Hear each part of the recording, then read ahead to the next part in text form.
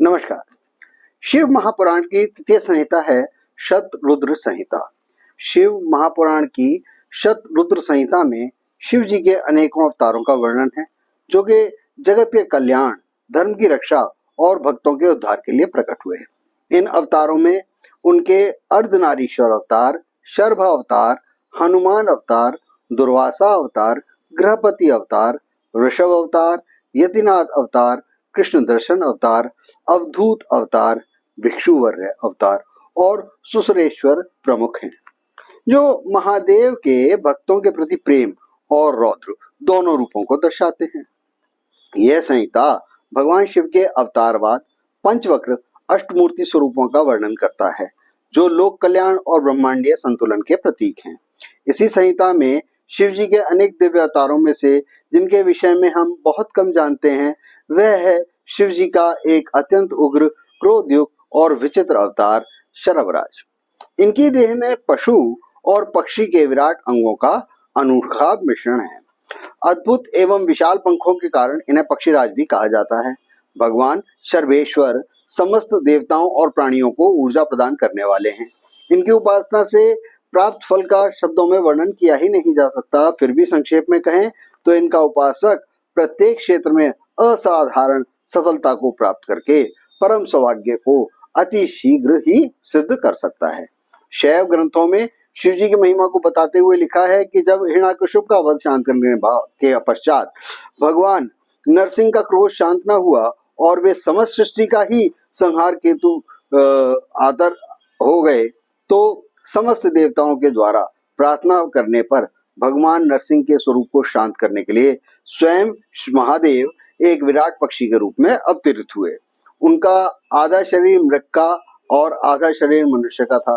मुख उल्लूक पक्षी का, जिसके 3 नेत्र हैं, जिन्हों में अग्नि, सूर्य और चंद्र का वास है।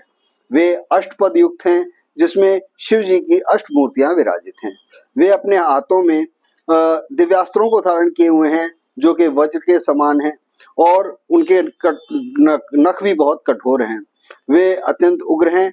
उनकी एक चंचल जीभ है और इनके एक पंख पर महाकाली तथा दूसरे पंख पर दुर्गा विराजमान है। हृदय और उदर में प्रलय काल की अग्नि व्याप्त है। कटी प्रदेश के नीचे का भाग हिरण की तरह और इनकी पूंछ सिंह के समान लंबी है। इनकी दोनों विशाल जंघाओं पर व्याधि एवं मृत्यु बैठे हैं।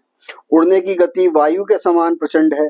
ऐसे महाविराट पक्षीराज ने नरसिंह को अपने पंजों से उठाकर आकाश में उड़ते हुए इतना भीषण चक्कर लगाया कि संपूर्ण ब्रह्मांड में कंपन होने लगा। तत्पश्चात भगवान नरसिंह ने अपने क्रोध को त्याग दिया तथा दीन मुख होकर परमेश्वर शिव की स्तुति की। अपने तब शिव जी ने प्रसन्न होकर इस रूप का विसर्जन किया। शिव जी ने नरसिंह भगवान की चर्म को प्रिय मानकर बाघांबर के रूप में धारण किया और उनके मुंड को अपनी मुंडमाला में धारण किया। ग्रंथ ऐसा प्राचीन शास्त्रों में, ग्रंथों में कथा हमें प्राप्त होती है। इस कथा का गूढ़ तात्पर्य यह है कि शक्ति और उग्रता को नियंत्रित करने के लिए व्यक्ति को करुणा और संतुलन की आवश्यकता होती है। भगवान विष्णु, भगवान शिव की यह लीला समस्त संसार को यह सिखाती है कि क्रोध और शक्ति को नियंत्रित करने के लिए संयम और भक्ति कितनी आवश्यक है। शरभ अवतार का महत्व उन्हें संतुलन का प्रतीक बताते हुए यह संदेश हमें देता है कि कितना भी क्रोध प्रचंड क्यों ना हो, उसे धैर्य और शांति से शांत किया जा सकता है। इसी के ऊपर एक उपनिषद भी है, जिसे शरभ उपनिषद या शरभोपनिषद कहा जाता है। यह अथर्ववेद से जुड़ा हुआ एक गौण उपनिषद है। यह मुख्य रूप से शैव संप्रदाय के 14 उपनिषदों में से एक गिना जाता है। शरभोपनिषद अथर्ववेदीय शाखा के अंतर्गत है और मुक्तिका उपनिषदों में 108 उपनिषद जो बताए गए हैं, उनमें इसका 50वां स्थान है। उपनिषद में भगवान शिव के शरभ अवतार की महिमा गाई गई है और उन्हें पराब्रह्म, परम ब्रह्म बताया गया है। यही ग्रंथ पेपलाद महाशास्त्र के नाम से भी जाना जाता है। इसमें ब्रह्मा जी ऋषि पिपलाद को परम ज्ञान प्रदान करते हैं। इस ग्रंथ में शिव महेश्वर को ही सृष्टि की उत्पत्ति, पालन और विनाश का मूल कारण बताया गया। इसमें दर्शाया गया कि ब्रह्मा, विष्णु और रुद्र सभी एक ही परमेश्वर की शक्तियों के विभिन्न रूप हैं।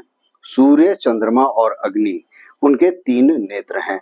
ग्रंथ के अनुसार भगवान शिव को सभी जीवों की अंतरात्मा के रूप में जानने से ही जीव को जन्म मरण के चक्र से मुक्ति मिलती है। शर्भोपनिषद के कुछ सबसे महत्वपूर्ण श्लोक यह कहते हैं कि जो सृष्टि के प्रारंभ में ब्रह्मा जी को उत्पन्न करते हैं उन्हें वेदों का ज्ञान देते हैं, जो मेरे अर्थात ब्रह्मा के और भगवान विष्णु के भी जनक पिता हैं, जो संपूर्ण देवताओं के पूजनीय हैं, जो महाप्रलय के समय समस्त लोगों का संहार करते हैं, उन एकमात्र परमेश्वर को मैं नमन करता हूँ। वे महेश्वर ही सर्वश्रेष्ठ, सबके नियंता और सबसे वरिष्ठ हैं।